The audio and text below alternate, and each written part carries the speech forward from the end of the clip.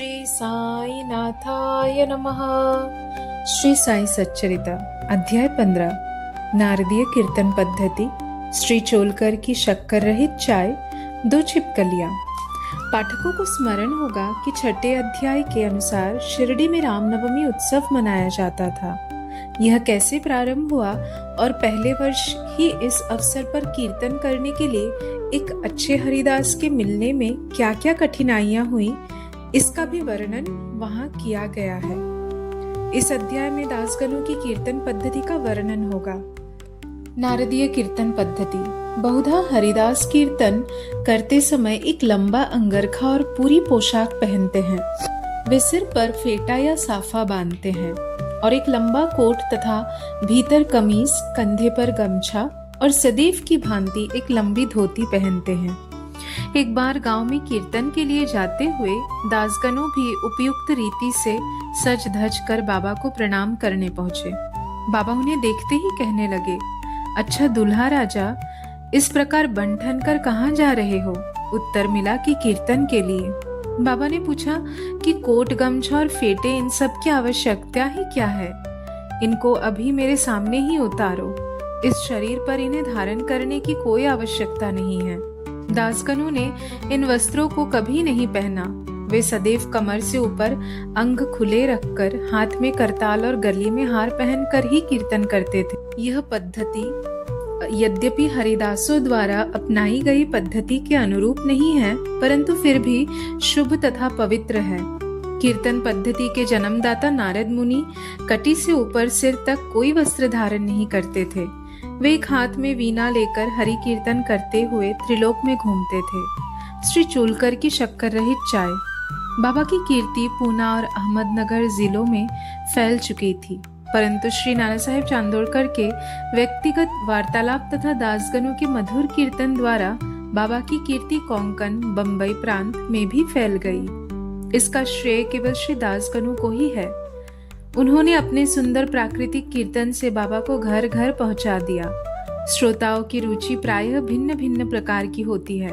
किसी को हरिदासों की विद्वता, किसी को भाव, किसी को गायन, तो किसी को चुटकुले तथा किसी को वेदांत विवेचन और किसी को उनकी मुख्य कथा रुचिकर प्रतीत होती है। परंतु ऐसे विरले ही हैं जिनके हृदय में संत कथा या कीर्तन सुनकर श्रद्धा और प्रेम उमड़ता है। श्री दासगणों का कीर्तन श्रोताओं के हृदय पर स्थायी प्रभाव डालता था। एक ऐसी घटना नीचे दी है। एक समय ठाणे के श्री कोपिनेश्वर मंदिर में श्री दासगणों कीर्तन में श्री साईं बाबा का गुणगान कर रहे थे। श्रोताओं में एक चोलकर नामक व्यक्ति, जो ठाणे के दीवानी न्यायालय में एक अस्थायी कर्मचारी था, भी वहां उपस्थित था। दासगणों का कीर्तन सुनकर वो बहुत प्रभावित हुआ और मन ही मन बाबा को नमन कर प्रार्थना करने लगा कि हे बाबा, मैं एक निर्धन व्यक्ति हूँ और अपने कुटुंब का भरण पोषण भी भली भांति करने में असमर्थ हूँ। यदि मैं आपकी कृपा से विभागीय परीक्षा में उत्तीर्ण हो गया तो आपके श्री चरणों में उपस्थित होकर आपके निमित्त मिश्री का प्रसाद बांटूंगा। भाग्य ने पलटा खाया और चोलकर परीक्षा में उत्तीर्ण हो गया। उसकी नौकरी भी स्थायी हो गई। अब केवल संकल्प ही शेष रहा। शुभस्य शीघ्रम। श्री चोलकर निर्धन तो था ही और उसका कुटुंब भी बड़ा था, अतः वो शिरडी यात्रा के लिए मार्ग व्यय जुटाने में असमर्थ था। ठाणे जिले में एक कहावत प्रचलित है कि न्हाने घाट व सह्याद्री पर्वत श्रेणियां कोई भी सरलता पूर्वक पार कर सकता है, परंतु गरीब को उम्बरे घाट गृह चक्कर पार करना बड़ा ही कठिन होता है। श्री चोलकर अपना संकल्प शीघ्र पूरा करने के लिए उत्सुक थे। उसने मितव्ययी बनकर अपना खर्च घटाकर पैसा बचाने का निश्चय किया। इस कारण उन्होंने बिना शक्कर की चाय पीना प्रारंभ किया और इस तरह कुछ द्रव्य एकत्रित कर वह शिरडी पहुंचा। उन्होंने बाबा का दर्शन कर उनके चरणों पर गिरकर नारियल भेंट किया तथा अपने संकल्पानुसार श्रद्धा से मिश्री वितरित की और बाबा से बोला कि आपके दर्शन से मेरे हृदय को अत्यंत प्रसन्नता हुई है। मेरी समस्त इच्छाएं तो आपकी कृपा दृष्टि से उसी दिन पूर्ण हो चुकी थी। मस्जिद में श्री चोलकर का आतिथ्य करने वाले श्री बापू साहेब जौग भी वहीं उपस्थित थे। जब वे दोनों वहां से जाने लगे तो बाबा जॉग से इस प्रकार कहने लगे कि अपने अतिथि को चाय के प्याले में अच्छी तरह शक्कर मिलाकर देना। इस अर्थपूर्ण शब्दों को सुनकर श्री चोलकर का हृदय भर आया और उसे बड़ा आश्चर्य हुआ। उनके नेत्रों से अश्रुधाराएं प्रवाहित होने लगी और वे प्रेम से विह्वल होकर श्री चरणों पर गिर पड़े। श्री जॉग को अधिक शक्कर सहित चाय के प्याले अतिथि को दो। यह विचित्र आज्ञा सुनकर बड़ा कौतूहल हो रहा था कि यथार्थ में इसका अर्थ क्या है।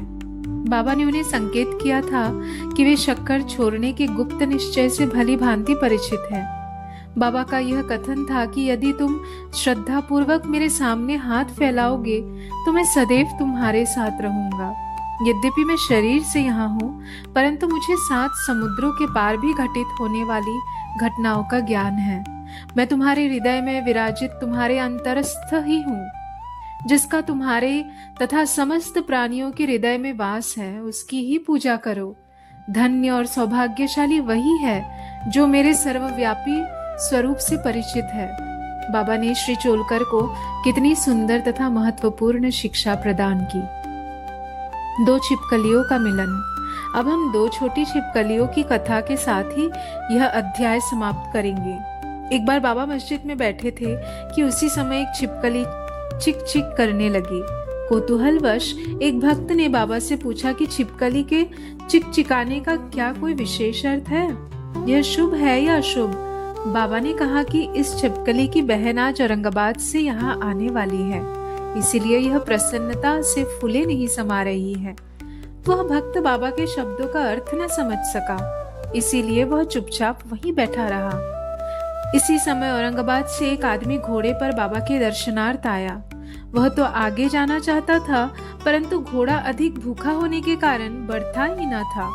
तब उसने चना लाने एक थैली निकाली और धूल चटकारने के लिए उसे भूमि पर फटकारा तो उसमें से एक छिपकली निकली और सबके देखते देखते ही वह दीवार पर चढ़ गई। बाबा ने प्रश्न करने वाले भक्त से ध्यान पूर्वक देखने को कहा। छिपकली तुरंत ही गर्व से अपनी बहन के पास पहुंच गई थी। दोनों बहनें बहुत देर तक एक दूसरे से मिली और परस्पर चुंबन और आलिंगन कर चारों ओर घूम घूम कर प्रेम पूर्वक नाचने लगी। कहाँ शिरडी और कहाँ औरंगाबाद। किस प्रकार एक आदमी घोड़े पर सवार होकर थैली में छिपकली को लिए हुए वहां पहुंचता है और बाबा को उन 2 बहनों की भेंट का पता कैसे चला। यह सब घटना बहुत आश्चर्यजनक है और बाबा की सर्वव्यापकता की घोतक है। शिक्षा। जो कोई इस अध्याय का ध्यान पूर्वक पठन और मनन करेगा, साईं कृपा से उसके समस्त कष्ट दूर हो जाएंगे और वह पूर्ण सुखी बनकर शांति को प्राप्त होगा। श्री सद्गुरु साईनाथ अर्पणमस्तु। शुभम भवतु।